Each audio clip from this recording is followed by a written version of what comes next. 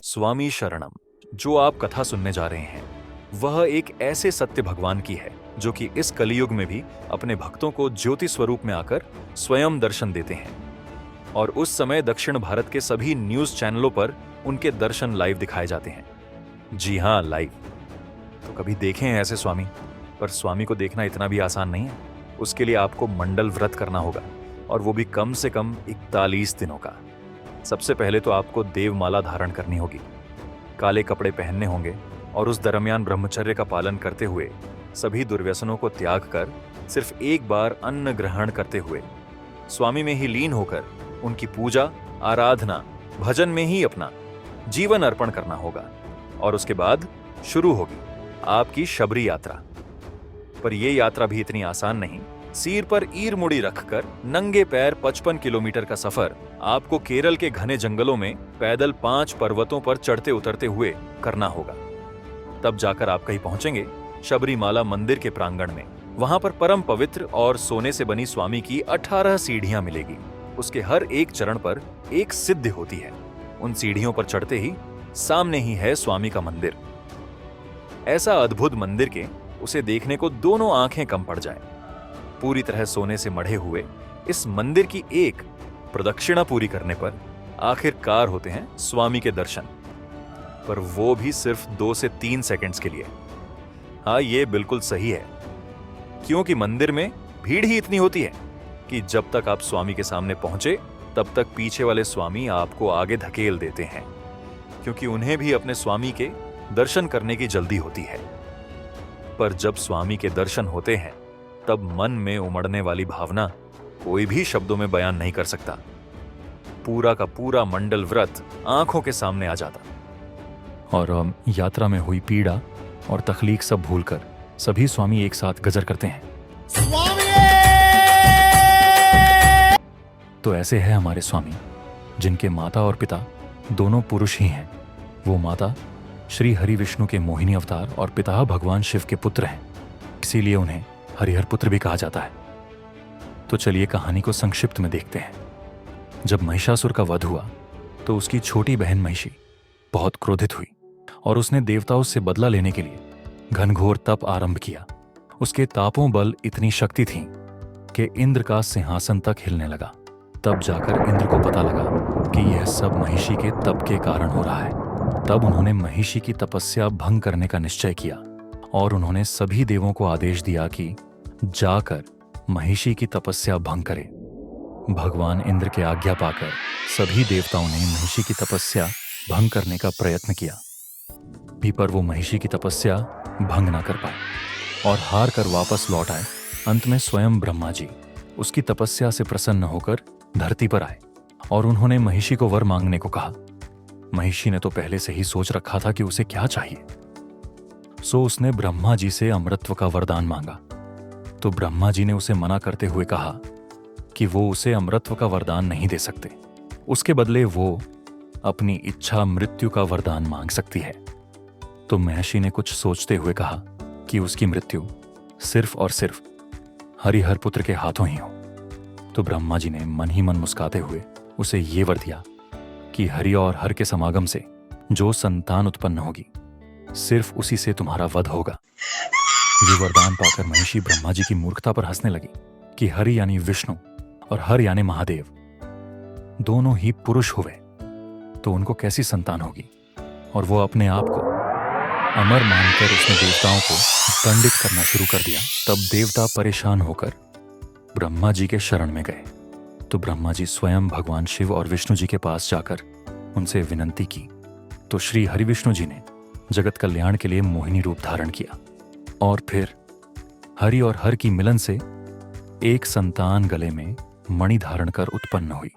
गले में मणि होने के कारण उसका नाम मणिकंठा पड़ा, और वो संतान पंपा नदी के किनारे पंदल के महाराज राज शेखर को मिली, और उन्होंने ही उस बालक को दत्तक पुत्र मान उसका पालन पोषण किया।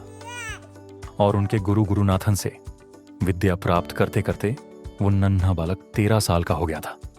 तब उनके पिता महाराज राजशेखर ने उनका राज्याभिषेक करने का निश्चय किया, पर होनी को कुछ और ही मंजूर था, क्योंकि अय्यप्पा स्वामी का जन्म जगत उद्धार के लिए हुआ था, न कि राज करने के लिए। सो उनके मंत्री ने महारानी मन में ये बात बिठा दी कि कहा वो वन में मिला हुआ बच्चा, जिसके माँ बाप का कोई नामो निशान नहीं, ना जाने किस जंगली, किस वनवासी का पुत्र है वो, जिसकी माता ने उसे जन्म देते ही त्याग दिया और आज उसका राज्याभिषेक हो रहा है। और इधर आपका पुत्र, जो आपने स्वयं अपनी कोख से जना, वो पुत्र अब उस वनवासी का दास बनकर रह जाएगा। ये बात महारानी को सही लगी और उन्होंने राज्याभिषेक के एक दिन पहले भयंकर पेट दर्द का बहाना बनाया तो उनके राजवैद्य ने महारानी को देखते हुए कहा कि ये कोई साधारण उदरशूल नहीं, ये भयानक असुरों को होने वाला महाआसुरी पेट दर्द है और इसका इलाज सिर्फ मेरे पास है। घने अरण्य में जो भी कोई बाघिन जिसने अभी अपने शावकों को दूध दिया हो, उसका पहला दूध लाकर उसमें ये दिव्य औषधि मिलाकर महारानी को पिलानी होगी। कहते हुए उन्होंने अपने झोले से एक जड़ी बूटी निकाली तो मणिकंठा को उनका प्रपंच जानते देर न लगी, पर फिर भी उन्होंने मात्र आज्ञा मानकर स्वयं जंगल में जाने का निश्चय किया और वो जंगल जाकर उस बाघिन को ढूंढने लगे। तब भगवान इंद्र ने आकर उन्हें यह स्मरण कराया कि उनका जन्म महिषी के संहार के लिए हुआ है और उन्होंने मणिकंठा को उनके जन्म की कहानी के साथ साथ महिषी के अत्याचार की भी सारी कहानी सुनाई। और तब मणिकंठा महिषी के संहार का निश्चय कर इंद्रलोक पहुंचे। वहां उन दोनों में भयंकर युद्ध हुआ। दोनों ने एक दूसरे पर एक से एक भयंकर प्रहार करने लगे। कभी महिषी भारी पड़ती तो कभी मणिकंठा, पर संग्राम यूं ही चलता रहा। अब तक महिषी पूरी तरह थक चुकी थी, सो उसने अपना भयंकर रूप धारण किया, जो कि बहुत ही भयानक था। उसका शरीर तो औरत का था, पर सिर भैंसे का हो गया। पर अब मणिकंठा का क्रोध भी चरम सीमा पर पहुंच गया था, सो उन्होंने अपना दिव्य अस्त्र निकाला और उससे महिषी पर अंतिम प्रहार किया। और इस तरह मणिकंठा ने महिषी का वध करके समस्त संसार को महिषी के अत्याचारों से मुक्ति दिलाई और उन्होंने महिषी का शरीर जिस जगह फेंका, वो स्थान आज भी महिषी बेट्ठा के नाम से जाना जाता है। आज भी भक्तजन अलूदा नदी में स्नान करके वहां से एक पत्थर लेकर उससे महिषी की पूजा करते हैं।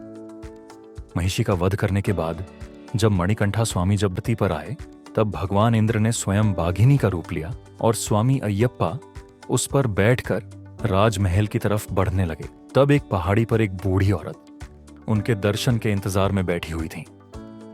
वो स्वामी को देखते ही भावुक हो गई और उनके 18 बार प्रदक्षिणा डालकर 18 नामों से शरण कहे, जो कि आज भी स्वामी भक्त सुबह शाम जपते रहते हैं।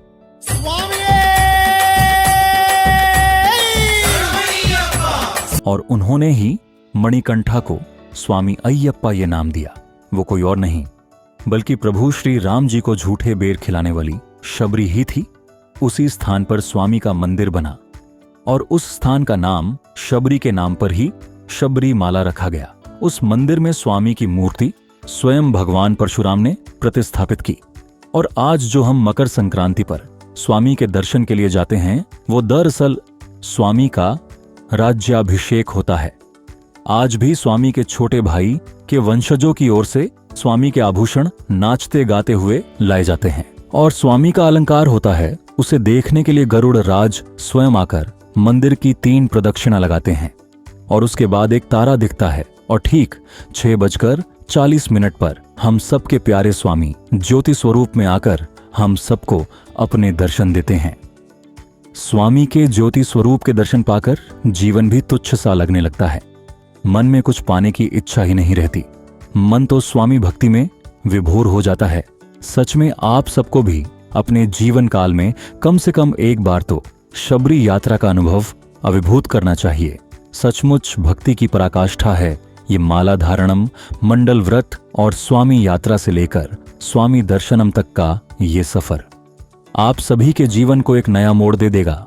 अगर आप अय्यप्पा स्वामी की कहानी विस्तार से सुनना चाहते हैं तो प्लीज कमेंट कीजिए। और हाँ, अगर आप स्वामी के मंडल व्रत के बारे में पूरी जानकारी चाहते हैं या फिर स्वामी की यात्रा के बारे में जानना चाहते हैं तो जुड़े रहिए और डिस्क्राइब स्टोरीज के साथ। स्वामी शरणम।